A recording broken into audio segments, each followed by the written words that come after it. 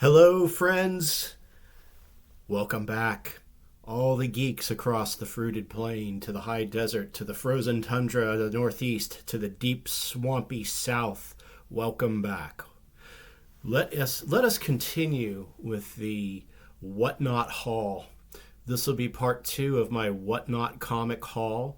If you haven't seen that video, go ahead and watch this one, and then go back and watch that one.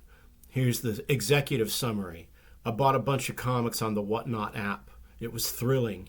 It was insane prices, crazy deals. And I received my boxes in the mail, and now I'm opening them. So this is the second video. There's probably going to be a third one. I think I'm going to do 2 boxes in this video. Let's open them up and see how it goes.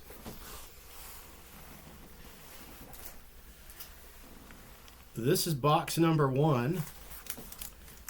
Yeesh. Where has this box been? I don't know what's in here. I know who it's from. I know what seller it's from, but I forgot what I bought. So, there's always fun and surprise. I don't know why this box is so big. It's like treasury sized. I don't remember if I got a treasury sized goodie or not.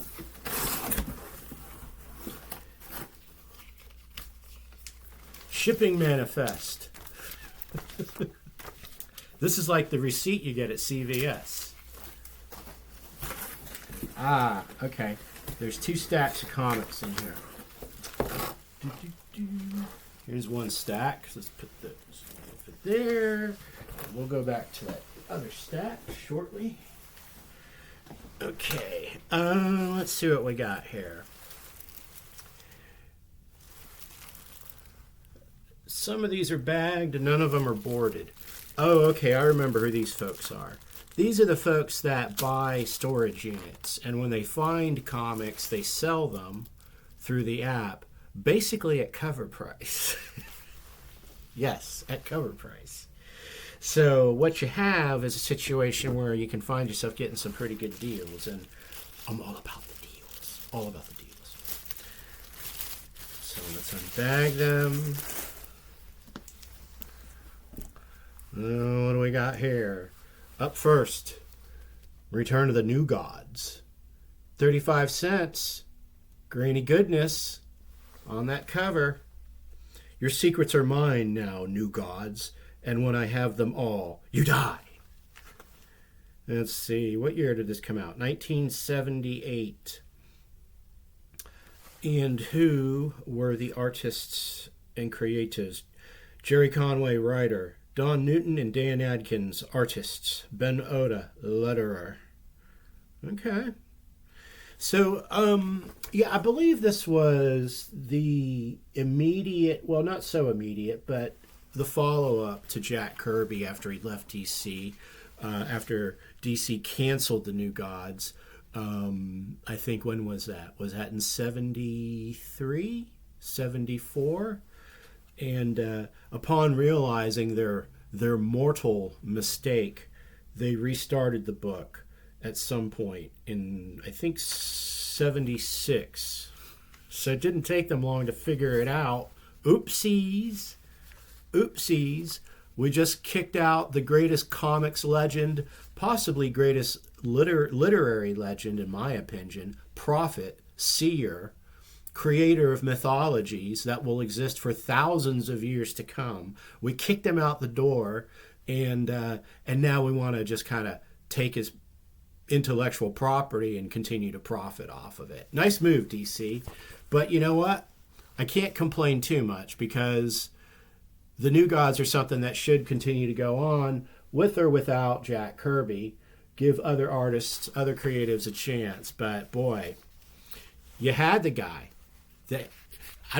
For those of you that were around during that period of time, the enormity of that coup, getting Kirby from Marvel, was immense. It was immense. It was like the Tampa Bay Buccaneers getting Tom Brady. But see, the Bucs knew what they had with Tom Brady, and they won a Super Bowl.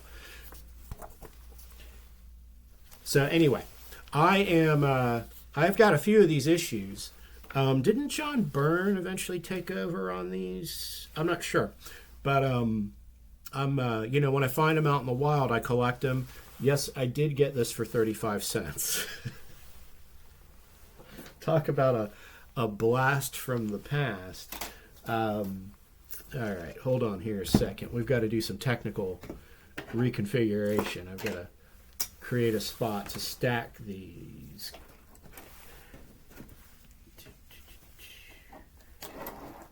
I need to clean off this desk. Okay. Move that. All right. Warlord, number 127. March of 1988. So I had stopped collecting Warlord and all comics by this point. Is Mike Grell still involved? I don't think he is at this point. No. Michael Fleischer story, John Costanza. Costanza? Can't stand ya. John Costanza, the letters, Jan Durisma and Tom Mandrake, the artwork. Yeah, respectable.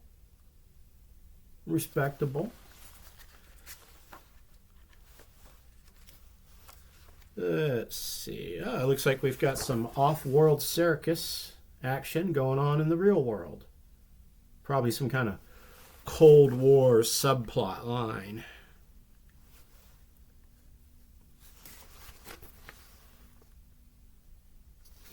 So yeah, Warlord, I picked these up when I find them out in the wild. I did get it for $1. Is it worth more than that? You probably flip it for $1.50, $2 maybe. I don't remember. Street Poet Ray from Marvel Comics, The Last Ray of Summer. I think I got this book just because of the novelty of the cover. I'd never heard of it, never seen it, don't know anything about it. But it's one of these things, though. It's one of these simplistic comics in terms of the artwork. I don't know who Ray is. That's the, I guess, the artist and the writer. Interesting. It almost has sort of a, if Keith Haring, God rest his soul, were to do comics, it might look something like this. It's kind of cool. I like it. It's good cartooning. It's that simplistic comedic style. Yeah, so we'll check it out. Captain Atom, issue 29. To be or not to be Captain Atom. Let's see, May of 1989. Carrie Bates and Greg Weisman are the writers. Raphael Kayanyan is the penciler. Romeo Tangal is the inker. Probably some DC house jobbers, at the time, but serviceable artwork. Started picking up some of these Atoms, these Captain Atoms, when I think I was collecting the comic when it first appeared. I wouldn't be surprised if I got like the first 20 issues of it. Just one of those things. Let's fill it in.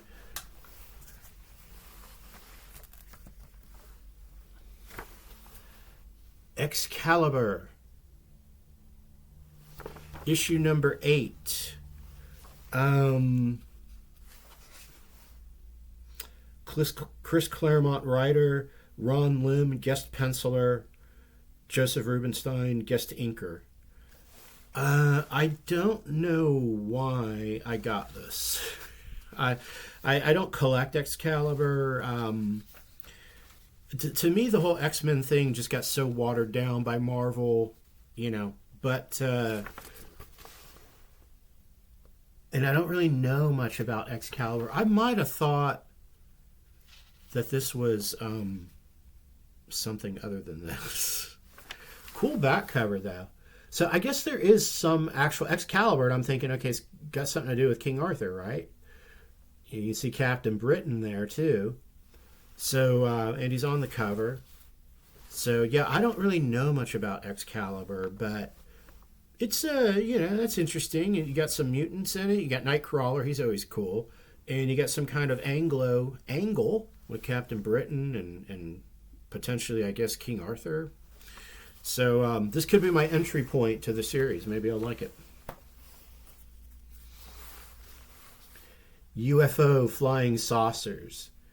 The aliens. Who are they looking for? So any UFO comics, I collect any UFO any comic that has UFO in the title, or it has a flying saucer on the cover, or it's some kind of alien invasion. I collect it. No, I don't have any of the Mars Invades comics. Maybe I have one or two. I might get around at some point, but I'm more interested in kind of like these sort of Cold War paranoia UFO comics, like this one. I've got some of these. I've got some of these from Gold Key. I've got some other issues. This is a beat up copy, but it's in decent shape. I mean the spine is still intact. I'll read it, board it, and bag it. Let's see if there's any notables who have created it. Art by Frank Bolle, Bolle, written by Pat Fortunato. So yeah, you know how it is. You're out for a stroll, being sociable, and you just find a flying saucer hanging out in the woods, and you go on board. It's an interesting weekend.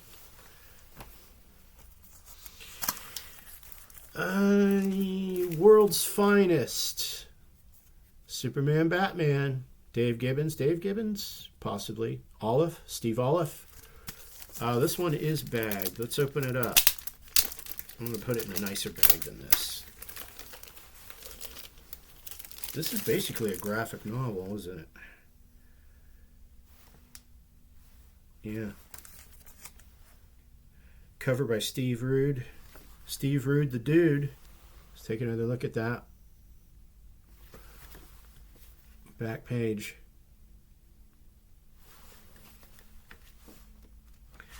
What do we got here?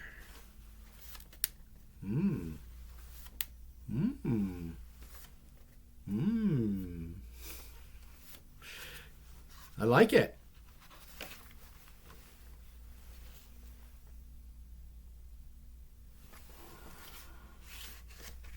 Nice double splash. Gotham City.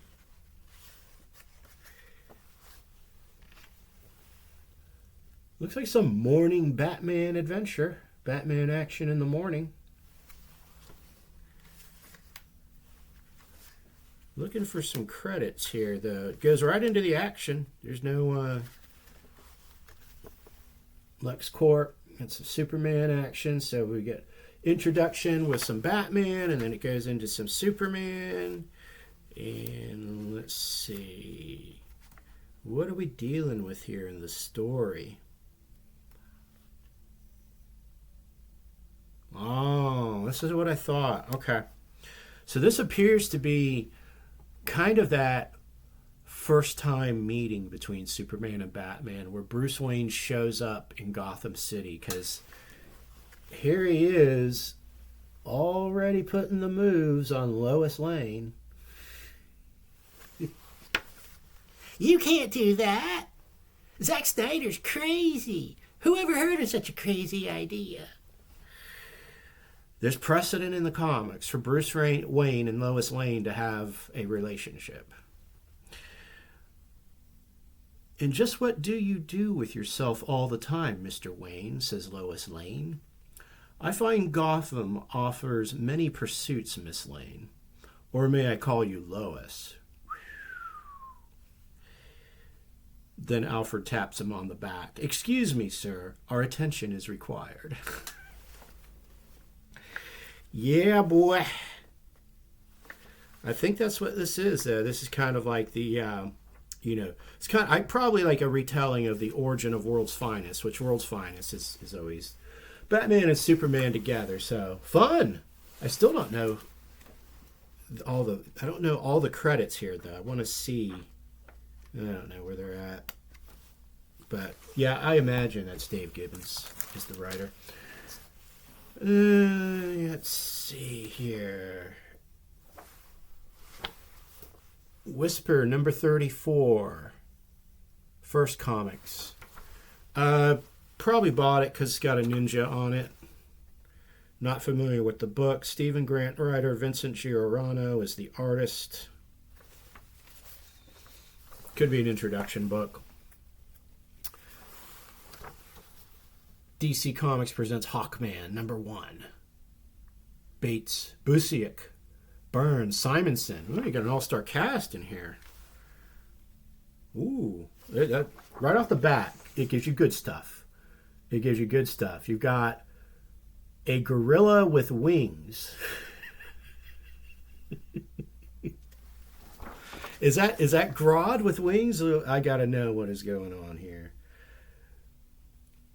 Certainly not how I suddenly found myself on this strange world, grappling with a winged gorilla.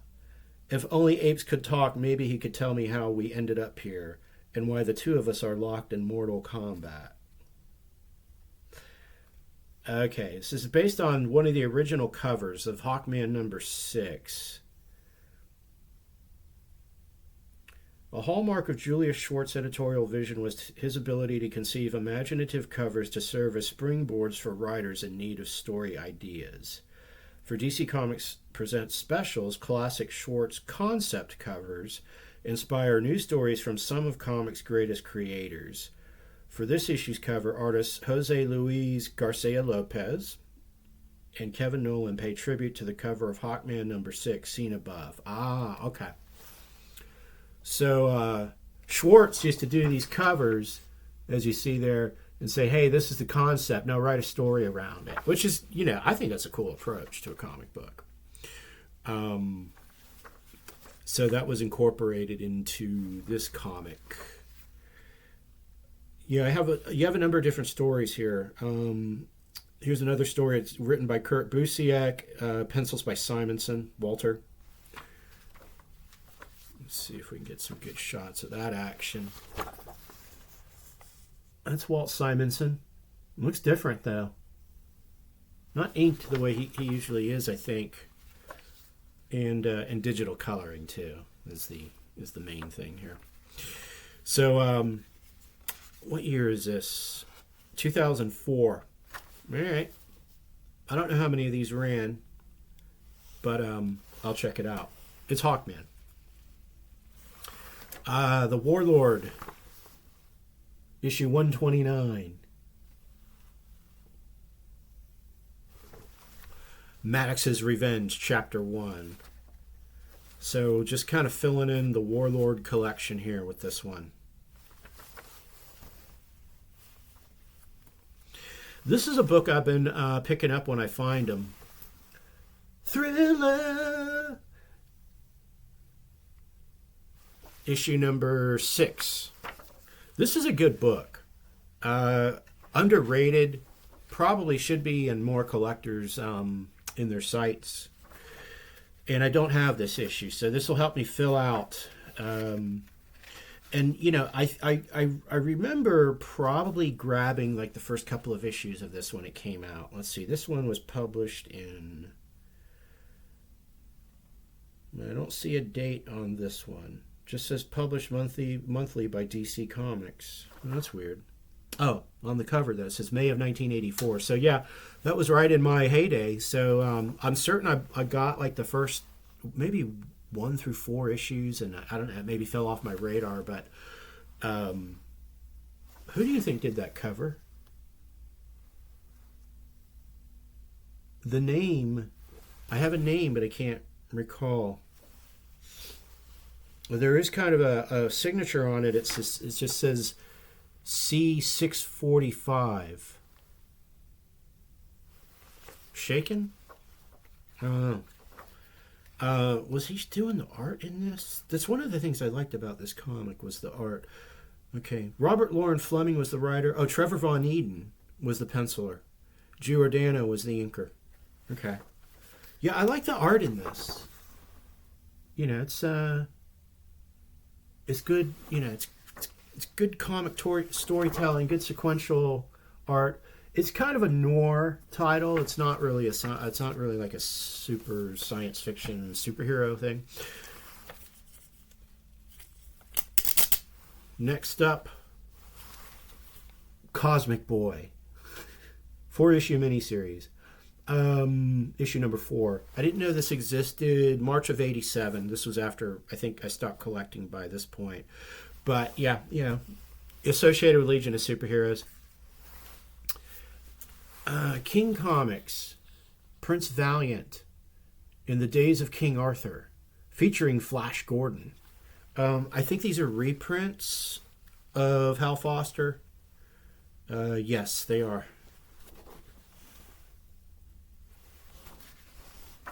And I mainly got it because I wanted to see the Flash Gordon. I was never a big fan of Prince Valiant. When you grow up reading Conan and Cole the Conqueror and Red Sonja, Prince Valiant is just kind of lame. For obvious reasons, if you know, you know.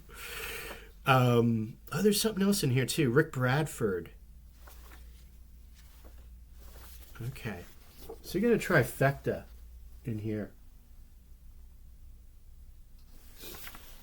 Yeah, alright. I guess this was kind of like a one-shot too. Yeah, it's like a one-shot comic. Dragonlance.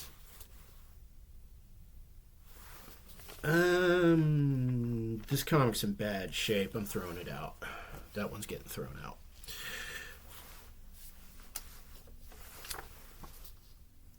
We challenge you to read Ghosts, True Tales of the Weird and Supernatural. I don't have much of the old school DC mystery, occult, horror, weird, supernatural, yada yada. So I grabbed this one. 35 cents, so we got some, good Bronze Age goodness here. Let's see, who do we have here? Who's the talent squad? Art by Noli Pangolian, story by C. Wessler. Not familiar, but looks good.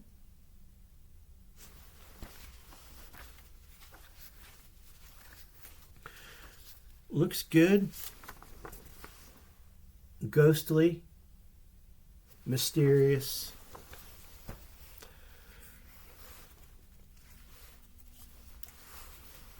Unexpected. Have you the nerve to face the unexpected? Story by Kajdan. Colors Mario Sign. Art and letters by Payne. Everybody's going by their last names on this one.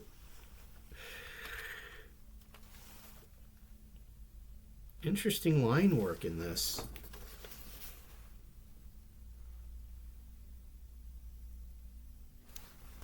Lighting, too. Interesting lighting. Line work. December 1978.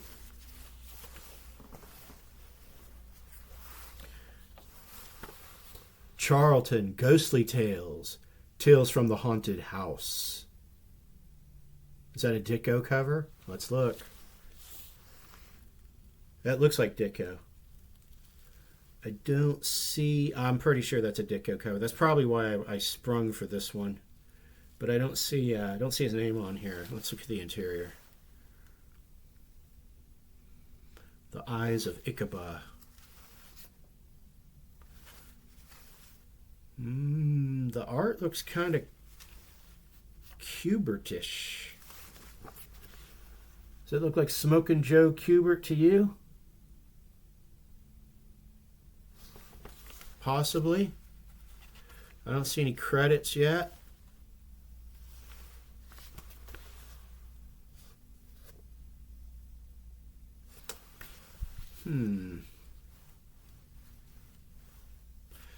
And then we got a complete, there's a backup story here where the artwork completely changes. Got a cleaner line style. P-A-I-I-I, or P-A the Third.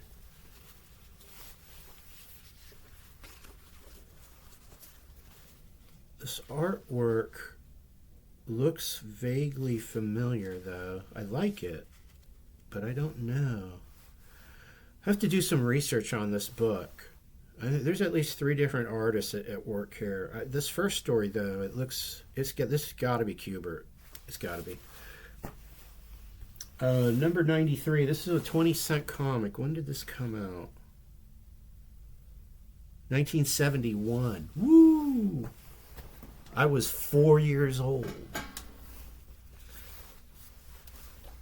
It's midnight. It's the witching hour. 3 bewitching thrillers in this one. 35 cents. 1977. October of 1977. See, I wasn't paying attention to this comic because I was so enraptured by Star Wars at that point in time, as most of us were. Speaking of Conan, Conan the Barbarian, issue 71, Altar of the Damned. When did this come out? I might have this issue. 1976. No, I don't have this issue. But yeah, Thomas and Buscema. Classic run. Classic Conan. Always has a lady friend.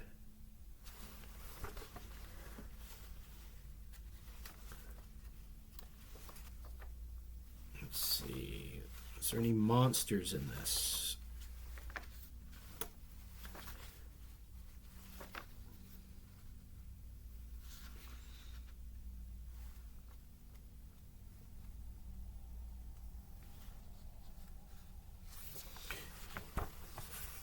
I don't see any monsters, but a lot of sword and sorcery.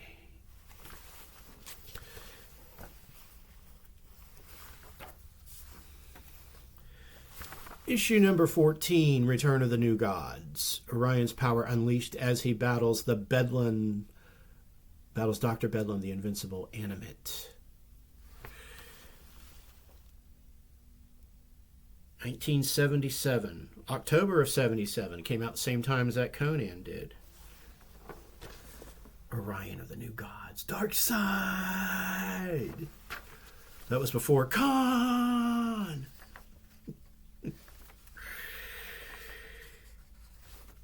Yeah, the ongoing tales of the New Gods. Basically, let's see here. Dr. Bedlam first one. Okay, they make some reference back to Mr. Miracle.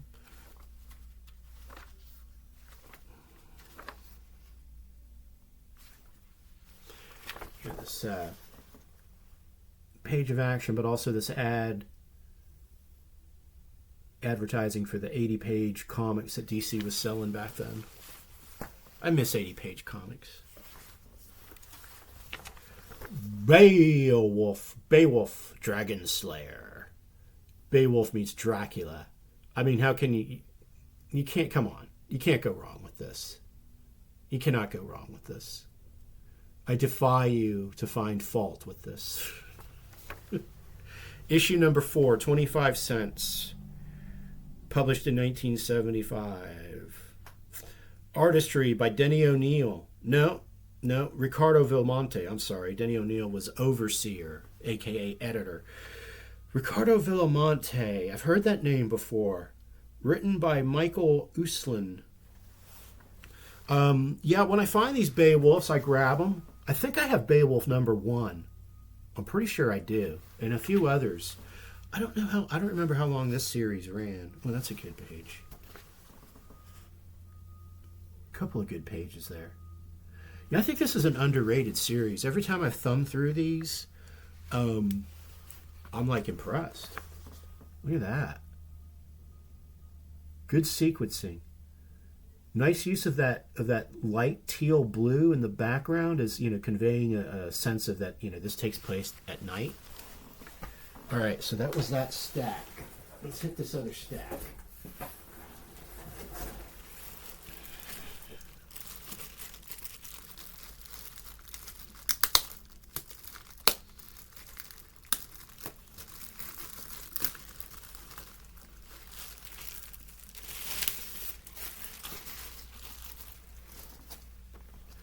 Got some bagging and boarding to do too on these.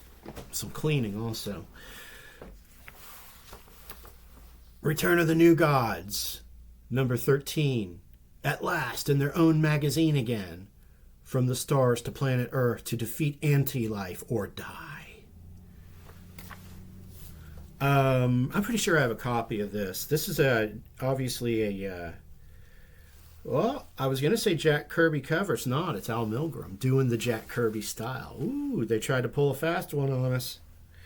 Much appreciated, though. Al Milgrom drawing his Kirby. No problem in my book. July of 1977. So, it's number 12, but it's like at last in their own magazine. So I makes me wonder if this started as some other title. Look at the splash page, though. I mean, it's setting up like, okay, boom. Yeah, here are the new gods. They're back. Here's the characters we're playing with. Oh, yeah, man. Look at this. That is a badass splash page right there, folks. That's how you do it. That's how you do a double splash. I have seen this somewhere before.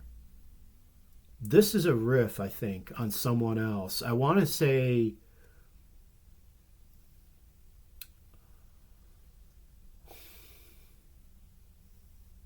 actually, I think what I saw was a riff on this. I think Michael Golden did something similar to this in some of those early issues of the Micronauts. Or it could be Mobius. It's something. This image here...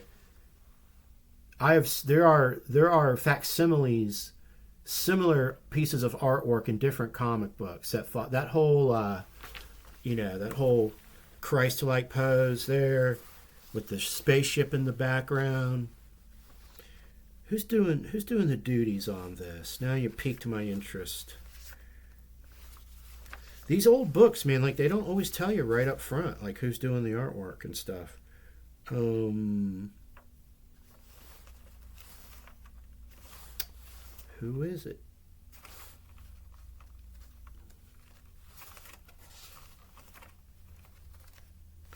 So art looks familiar, but I can't place a name to it. Boy, this is a good looking book, though.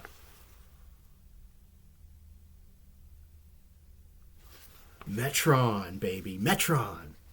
My favorite. He's in it. It's always good when Metron shows up. Weird conversations are going to happen when Metron shows up. You can bank on that.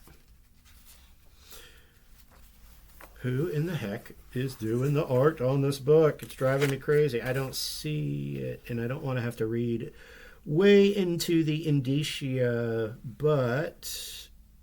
oh, okay. Still written by Gary Conway. Don Newton. Don Newton comes to us from Charlton Comics, where his first assignment was another mythological figure, the Phantom, legendary ghost who walks. Don's secretly a Phoenix, Arizona school teacher, but in the wee hours of the night, his creativity possesses him, and he literally moonlights as a comics artist. Well, hot damn, dude. You're doing pretty good moonlighting. This is some beautiful artwork in this book.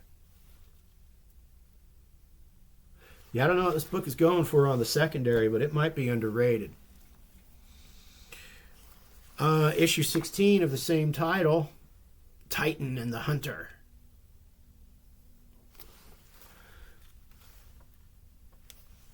Let's see if we've got... it looks like Newton's still on the artwork duties. Makes me wonder if DC has reprinted these in trade paperback or omnibus, because I I'd love to take a look at the, yeah, Don Newton and Joe Rubenstein, artists. Gary Conway, writer. Liz Berube is colorist, and I dig the color in this too. Yeah, I definitely like I said, I've got this piecemealed. I want to put this whole run together. I'm gonna have to add this to the list. Ambush Bug.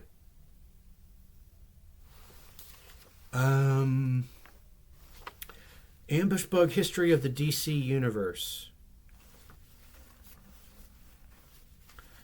So basically, I don't know what this is. And I'm having trouble discerning the ads from the content, but this will give you a sense of what's going on. I don't know what's happening here. 1985. I have some vague recollection of Ambush Bug, but I don't know what the shtick is on that. All right, this one is in a bag. Let's see, what is it? Oh, it's Eclipse Comics. Man of War.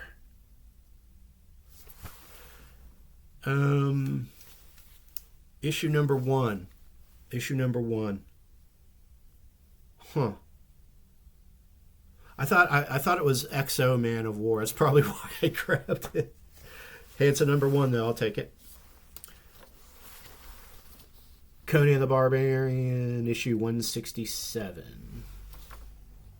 Got some Conan up in the house. Buscema still doing the pencils. Filling out my Conan collection, as every young boy should. Issue 172. Buscema still on the pencils. 1985. I probably have that issue.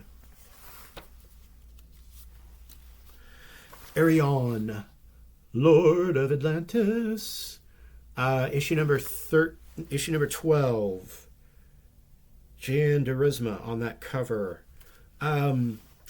I was there at the beginning for Arion, collecting number one and onward. I first came across it. I think Arion was a backup in the Warlord for a while, so it got its own title, and I was snatching it up. But I don't have these later issues. I think I only got like the first 3 or 4 issues.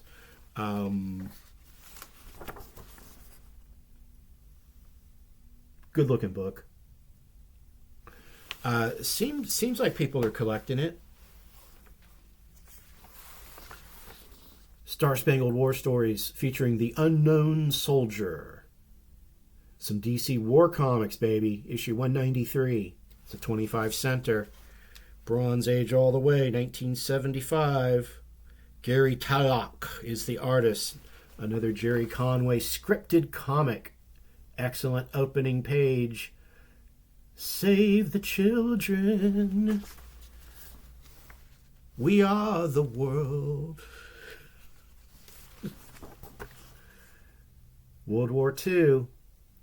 Yeah, so I don't have a lot of Unknown Soldier or Star Spangled Comics, Star Spangled War. So I've started collecting some war comics. I have a new appreciation of them. Back in the day, I didn't really care much for war comics. Fury of Firestorm, The Nuclear Man. Justice League takes on Firestorm. Issue number 4, covered by Broderick and Giordano. Tales of the New Teen Titans, Cyborg, issue 1 of 4. I'm pretty sure I have this. I think it's George Perez. Yeah, Wolfman and Perez.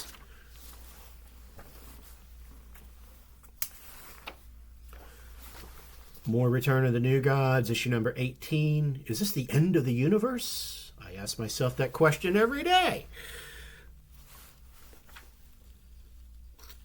I like that cover. Don't know. Could be Newton.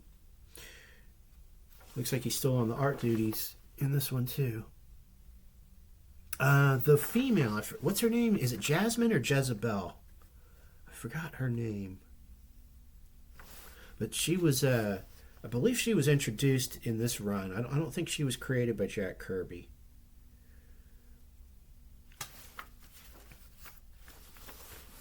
All right, filling those out. Ah, this is a beauty. This is a beauty. Challengers of the Unknown. Issue number 69, 15 cents. Prof is dead. This is the end of the Challengers. Wrong. I'm your new challenger. Ooh. I have not read this issue. This is post Kirby. Making my way through the latter issues after Kirby. But I'm reading them in a showcase format. I think I showed that off in another video. Get a better look at that cover. They changed their the logo, the cover title logo. Denny O'Neil writer, Jack Sparling. Yeah, I think Sparling took over after Kirby, or this might actually be the third artist to attack the book. August, September of 1969. Solid Silver Age. Man, I love me some Challengers of the Unknown. Also, I want to know if that sub is still $7. Accounting for inflation, it could be $16. I'd like to get one of those. Take it to Tahiti.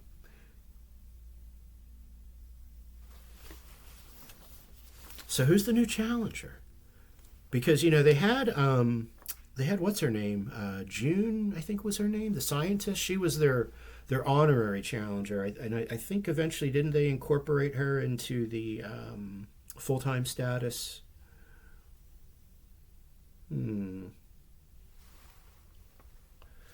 It looks like her, but more of a 60s mod sexy version of her. Yeah, all right. Well, I'll have to read it to find out. This also is going to get a new bag and a new board. Yeah, I'll deal with you later. I will deal with you later. Actually, just get rid of that board now. Weird War Tales. Marked up. Bad condition. Somebody sold the book for 10 cents at one time. It went for 20 cents. Looks like a Kubert. 1972.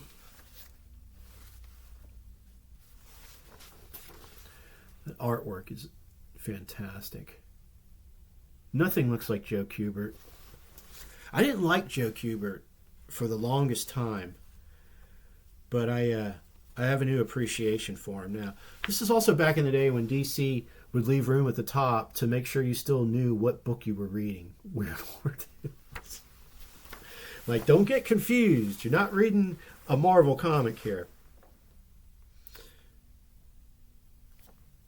Okay. Return of the New Gods, issue number 15. It all began on Earth. Will it end in the stars? All this in the Apocalypse Child, too. 1977. Ah, there's Lonar. We took a look at Lonar, I think in my last video, with that New Gods special that I showed off about 4 or 5 days ago when I made that video. It was a story that Kirby had done. Beautiful, beautiful backup story.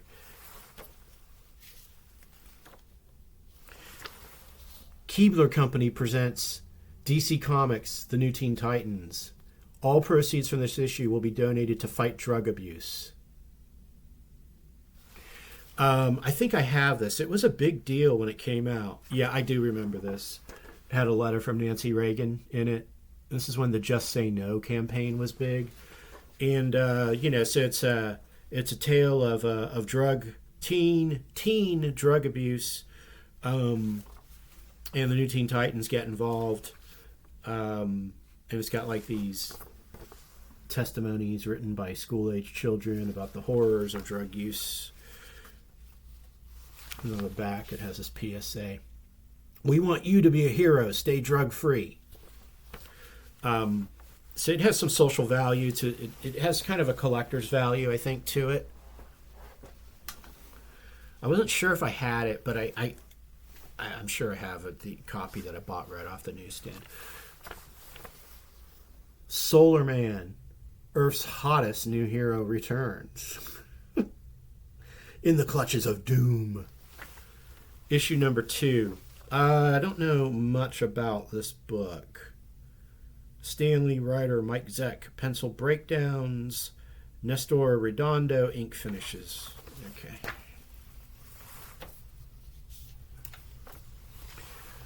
Conan the Barbarian, 169. Great cover. Great cover. Buscema still on the pencils. 1985. How long did Buscema do Conan the Barbarian?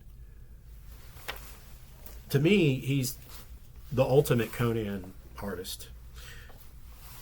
Great cover. Secrets of Haunted House. We defy you to unlock the shocking. 25 cents. Issue number 2. July of 1975. This is what it looks like in my at my cabin at night. Things come alive outside.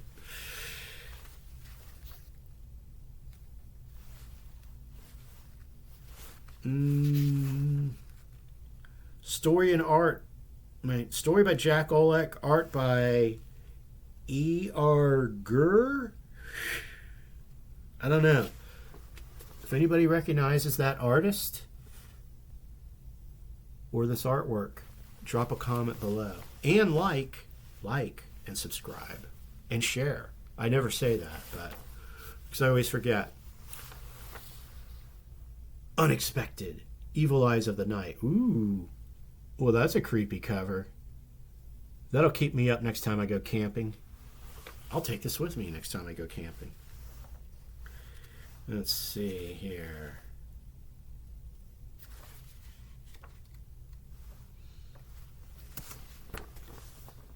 Looks like Granny's gone bad.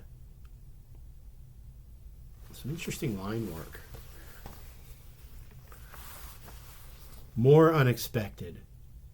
From the Bronze. The solid Bronze Age. 1973.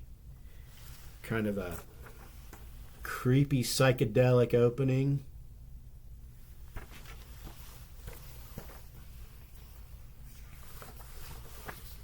Superman starring in The Phantom Zone. Issue 2 of 4. I think I have these. Might have these. I think I collected that little mini-series.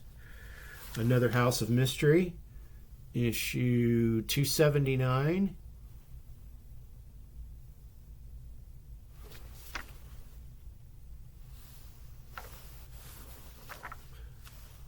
(1980). Art by Bailey, script by Olek. Art by Bailey and Howard. So we're using last names again. So it's going to be like that. Man Bat. Issue number 2. 25 cents. Bronze Age, baby. Solid. 1976. Man Bat. Fugitive from blind justice. Gotta love some Man Bat. Warlord 110. Fleischer and Randall. Interesting cover. Does something look a little off to you in the Warlord there? Body proportion issues.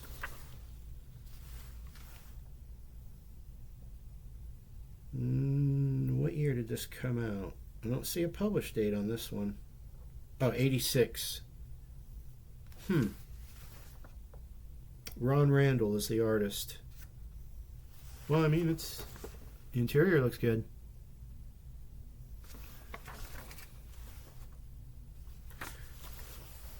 Not sure if I have that issue or no. I don't think I have that issue. The Young All-Stars, Adam and Evil, Part 1 of 5. Interesting cover. That background is like a photocopy effect. It's basically a collage. Issue 21. I don't... Somebody was trying to sell this at $5 at one point. The cover was $1.50. I think I got it for $1. In fact, I'm sure I got it for $1. What year are we looking at here? 1981. I don't remember this book. Roy and Dan Thomas writers, Ron Harris penciler, Bob Downs is the inker. Good opening double splash.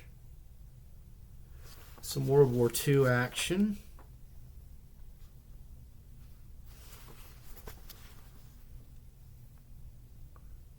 Interesting. It could be a gateway book.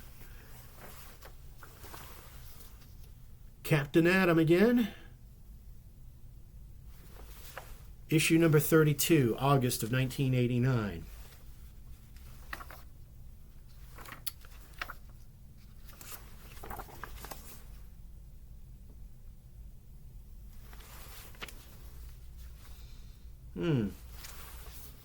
Mega Man was popular. Mega Man 2. Was that Sega Genesis?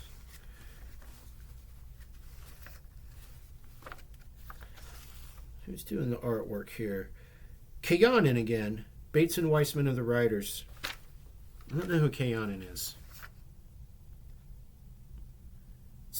Serviceable art. It's got... I don't know. It's got a certain weird vibe to it that I like. Yeah. All right. So that does it for that box. We're at 52 minutes. I think I'm going to call it. That took longer than I thought, but I insisted on going into every book, so forgive me for indulging. So that gives us, I think, yeah, definitely a third video, maybe 2 more. So this might be a 4-parter, and I might interject some other videos in between. Thanks for indulging my time.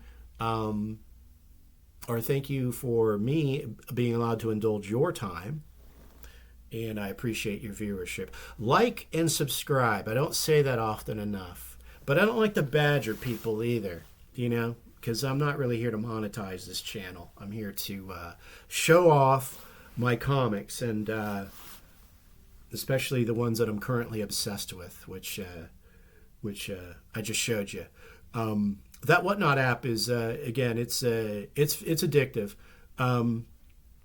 After these 4 or 5 boxes, I stopped paying attention to it, though. I've got other things that I need to get busy with, or have been busy with, so I haven't bought any comics in a while, and I probably won't for the foreseeable future, because I'm sort of processing these ones that I have from the holidays and from this Whatnot binge.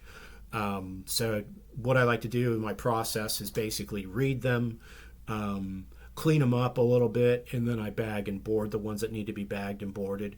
I need to organize my comics alphabetically, and I'm debating about whether or not I want to do that by, publisher or just alphabetize them. I think it's the easiest just to go ahead and alphabetize them. I know some people organize by the age, Silver Age, Bronze Age, Modern, Golden, etc., by publisher, all that stuff, and that's just too much time. That's going to be too time consuming for me. But I process them through reading them first, and then I stage them into the storage boxes. So I'm going to be doing that for a while. Anyway, until the next one, you know what to do. Have a great Super Bowl weekend, and stay geek.